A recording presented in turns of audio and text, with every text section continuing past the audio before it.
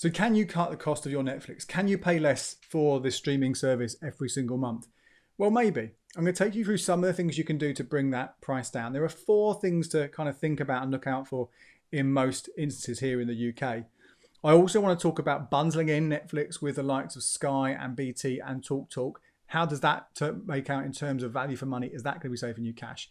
And finally, I'm going to touch on using something called a VPN to potentially bring your monthly price right down, although it's not technically something that you should be doing, and it might not even be easy to do, but I will mention it as well in case you want to do further research. So let's start off with those 4 things that you should be doing if you want to make sure you're not overpaying for Netflix here in the UK and maybe bringing that price down.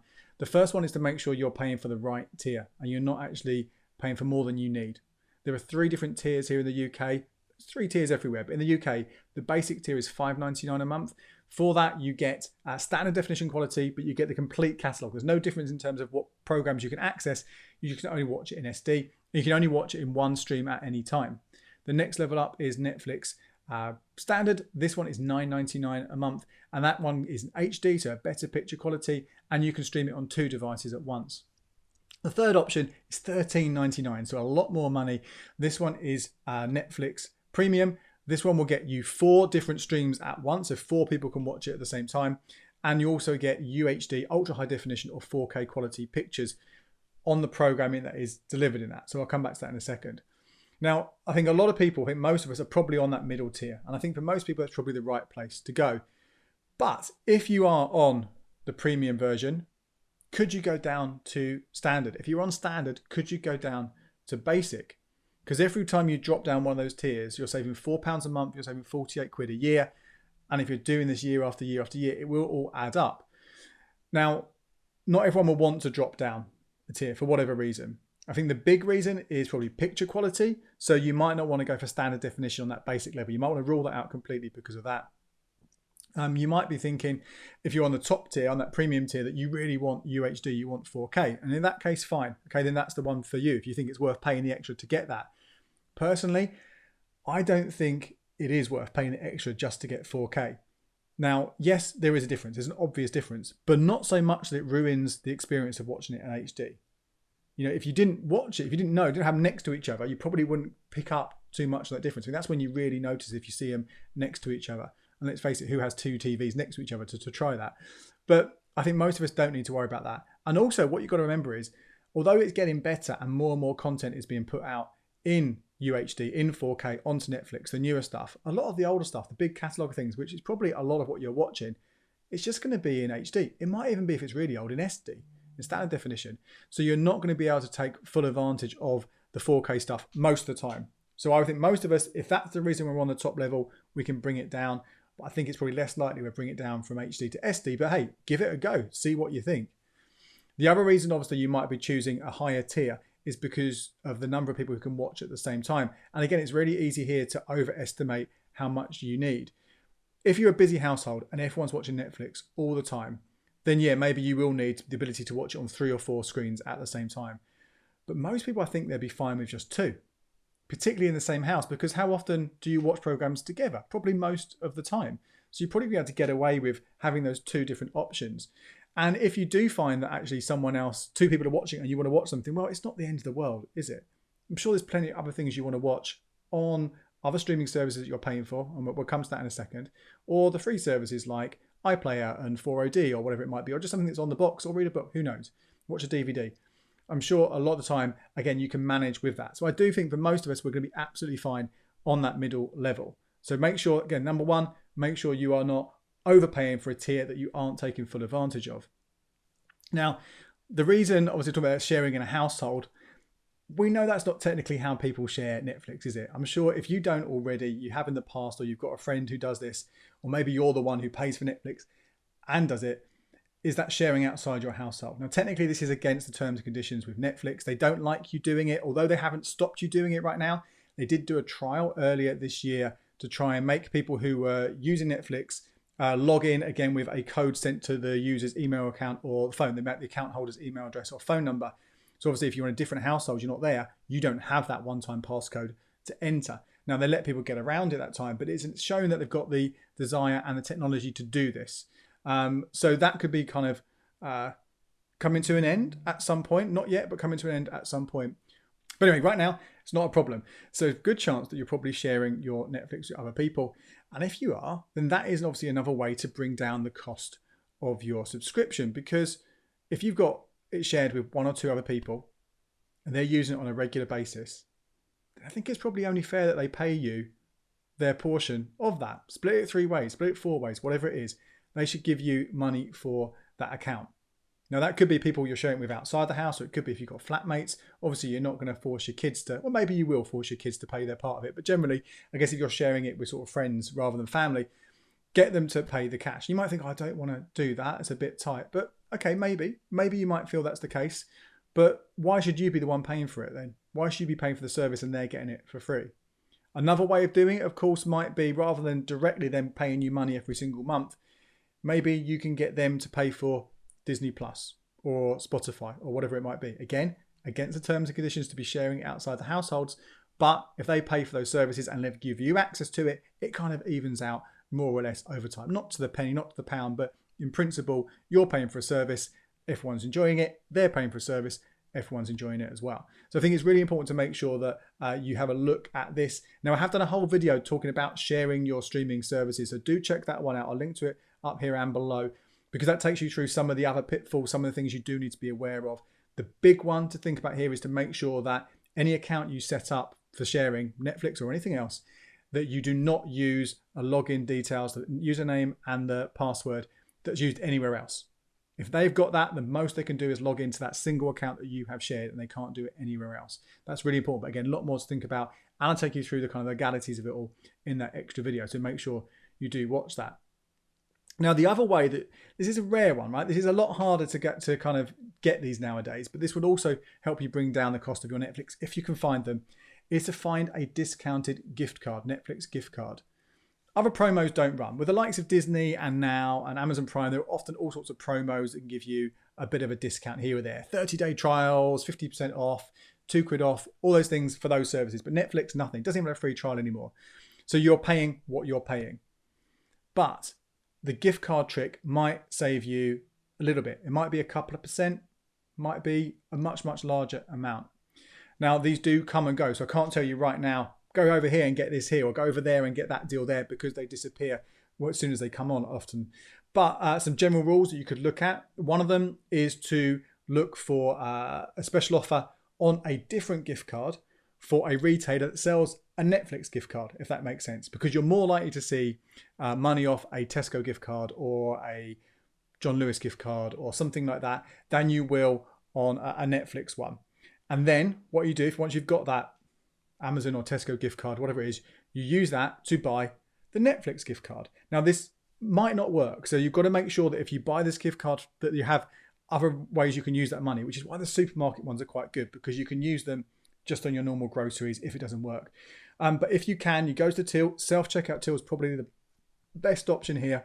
You scan your gift card, the Netflix one, and then you scan the discounted gift card that you've got from any other kind of special offer. Like recently, I managed to get 20% off some John Lewis and Waitrose ones, which is a fantastic deal. It's a rare deal, but I managed to get it. If I wanted to, I could go into a Waitrose store if they were selling a Netflix gift card, and hopefully I could buy it like that. The problem you might find is that there are rules against this. Generally, using a gift card to buy a gift card can be seen as a sign of money laundering. So some places might not let you do it, which is why I suggested using a self-service till, and why I said make sure that if you are going to do this, that you can use that gift card for other things in that store. So you said supermarkets, it's probably better than something like Currys, for example, because you might don't want to get stuck with a Currys gift card, but you're fine with the supermarkets or Amazon. So that again might bring down the price, and you've got that gift card and you apply it to your account, and it just takes the money out every single month. The next one, this fourth one, this is the last kind I want to tell you with, which is kind of a way you're going to save money just from a normal way. And then we'll talk about the Sky and BT stuff in a second. This one is my kind of mantra when it comes to streaming services and subscriptions, okay? And that is, it's cancel your streaming service. I've just said how to save money, right? You've got it and love it. And I love Netflix, don't get me wrong. But I think it's important that you do, from time to time, cancel it. Because there are so many different streaming services right now that I can't imagine you are just sticking to one. You've probably got 2, maybe 3 of these different services on the go. there's no way you can take full advantage of all the content across 3 different services, across 2 different services in a given month. I think the best thing to do is to pay for a service. And we're talking about Netflix. Let's say it's Netflix. You pay for Netflix for a month. You binge the hell out of it. You watch as much as you can. And you cancel any other services you've got while you've got Netflix. Could be a month, could be 2 months, could be 3 months. There's a lot of content on there. But once you've kind of got to a point where you feel like I've kind of seen most of the things I want to see, I need new stuff to come along. Or there's that really big show you want to watch on another series. Maybe you want to catch the latest Marvel one on Disney or whatever it might be. Then you cancel Netflix and you sign up to the other service and you binge that. And then once you've got through everything you want to watch on there, you cancel that. Maybe you come back to Netflix because there's new shows that have come on. Or maybe you go on to something else. Or maybe you have a complete break because, I don't know, it's a summer and you're going away for a few weeks. And the holiday, you don't need these things. Or there's enough stuff just on the iPlayer on BBC and Channel 4 and stuff that you don't need a streaming service. This is for the biggest way you're going to bring down your streaming bill. Okay, so really, really important to remember to do this. Okay, don't get caught up in that kind of subscription trap we have where we're just paying for this stuff and we keep on paying for it. Because remember, £10 a month, 120 quid a year. If you're not using it, that is a huge amount of money to be spending. So ideally, wouldn't it be better to pay £20 and have Netflix just for 2 months and you use it properly for 2 months than 120 quid where you kind of just dip in and out of it and you probably watch the same programs. There's probably no difference to how much you watch because you're only watching a few hours here and there. So they're the 4 main ways that you can make sure that you are paying the best possible price for your Netflix here in the UK. Let's talk now about bundles, bundling your Netflix in with a different service. Now these ones, so Sky TV does this, so you get the ultimate package and you get your entertainment channels with that, plus you get the basic basic Netflix channel package included in that. If you want to upgrade, you can do that, so you can pay more to get the standard and more again to get the premium version. That's an option. BT TV has just done the same thing, so they've added it in, so you get their kind of TV system, and you get Now TV's entertainment with that, and you get the basic Netflix. But again, you can upgrade a little bit more as well if you want the higher levels of Netflix. TalkTalk this month has also introduced it with their broadband. So there's no TV services, but you pay for your broadband and you get Netflix standard included with that. If you want to pay a little bit more, £4 more a month, you can get that upgraded to the premium version. It all sounds pretty good. A bundled package, if you're already buying these things, if you're already getting these things, to have something bundled in, it would suggest that you're going to be paying less for it, doesn't it? Right? That's why else would you do it? Obviously, it's bundled, you're making a saving somewhere. Problem is, when you actually look at the maths, you actually look at the figures, you're not. You're pretty much almost always paying exactly the same amount as if you were paying for it indirectly, paying directly to Netflix. And not only that, you lose out on some of the advantages that I've just spoken about, the other ways you can bring the price down of Netflix. Because when you sign up to these contracts, Sky TV, BT TV, TalkTalk Broadband, you're locking yourself in for maybe an 18-month contract, maybe a 24-month contract. So that completely ditches that option to kind of say, right, I'm not watching Netflix for this month or a couple of months and getting rid of it. No, you're paying. It's there. It's part of your package. You lose some of that ability to move between the tiers if you want to. Not completely. You can still kind of, a lot of the time it's a 31-month contract on top of that contract if you want to upgrade. So with Sky, you have to pay extra to go for HD or extra again to UHD. And that's part of that. You get better picture quality on all your Sky channels, but you also get that improved level of Netflix, not just in the picture quality, but in that option for sharing. But you're paying even more again. I just think these represent really, really, really bad value. I would encourage you not to do it. Okay, absolutely the case with Sky and with BT TV, unless there is some sort of outstanding special offer that comes along to tempt you in. Maybe there'd be something like, hey, we'll give you 6 months free. Maybe, that might be worth considering. But I still think it's not, because the other thing that comes with those bundled packages is I think you're overpaying for the other part of those packages.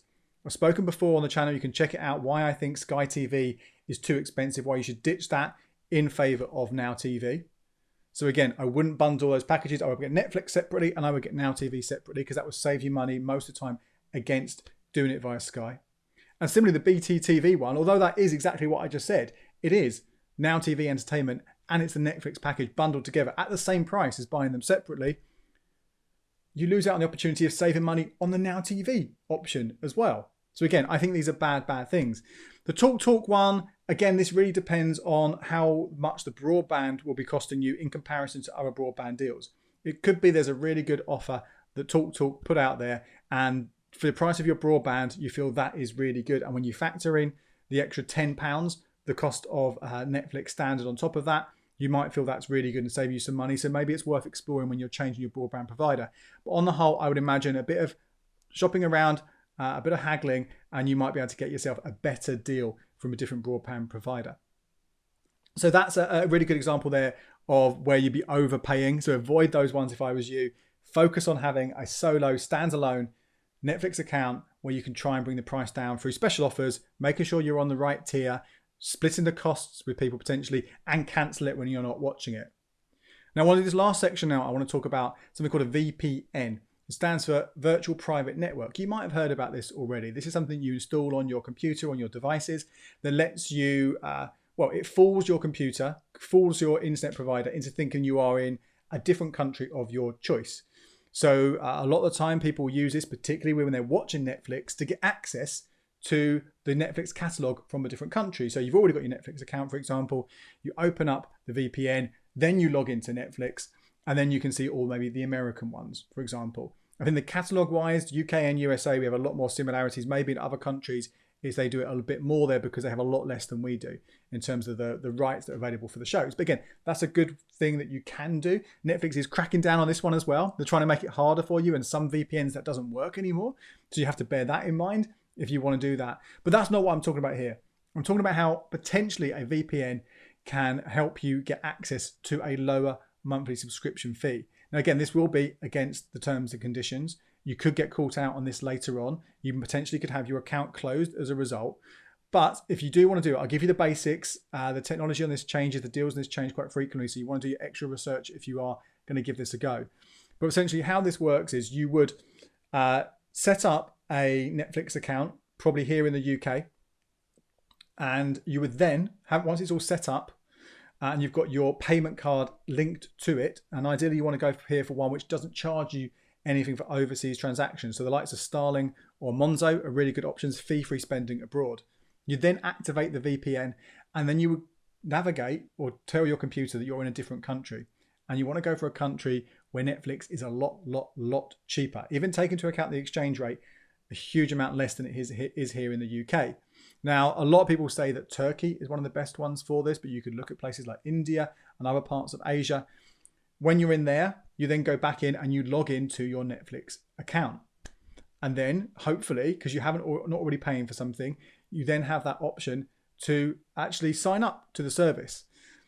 If that was to work, you could be bringing down your cost to maybe £3 or £4 a month for one of those kind of standard or premium levels of Netflix, saving yourself a huge amount of money. But like I said, this isn't always going to be easy because you might need to verify your account, verify your payment. Now, I mentioned this is why one of the tricks I've read about is why you set up that account first of all in the UK and then do it afterwards for payment. But you might have to have a code sent to your phone. But if you don't have a Turkish phone, you're going to be stuck there. They might want a Turkish payment card. They might find the card you've already put on doesn't work. So all these things could prevent you doing this. So again, do your research, find out if there's something that is possible. If it's technically possible, I think the loopholes that come along get shut down and new ones come along all the time. This isn't something I've done. It's not something I would do, because as much as I'm all about trying to find the best ways to save money, the best ways to lower the cost of my regular expenses and bills, I do think that we should be paying a fair price, because the money we put into Netflix, yes, some people will be getting rich on it, but that money does go in to fund the programs that we enjoy. Similar with the license fee. I'm a big fan of what the BBC does in terms of the content it produces. Without it, I think we'd be at a much poorer pace culturally. We would lose out on a huge amount of TV, radio, online, all those things. So yes, the license fee might be seen as quite expensive every single month. I'm happy to pay it because of what it delivers, what it comes back to us in terms of that content. And similarly with Netflix, yes, I like to be able to shave a few quid off here and there if I can. But I think that kind of loophole is possibly taking it too far. But I want to tell you about it just for the kind of completion purposes on this video, and you can investigate it more if you want. Right, that's it. If this has been useful, if you think you're going to save yourself some money with this, if you're going to get your bills back on track, maybe cutting back on the service you use on Netflix, how many people use your Netflix account, or maybe how often you have it, then please do hit that like button. Leave me a comment below. Let me know your tips for saving money on Netflix as well. If you've got any others, I'd love to hear them. And I've got a couple more videos here that might be useful for you, all about different streaming services and cutting the cost of your pay TV. My name is Andy Webb. Thank you so much for watching. Until next time, cheers.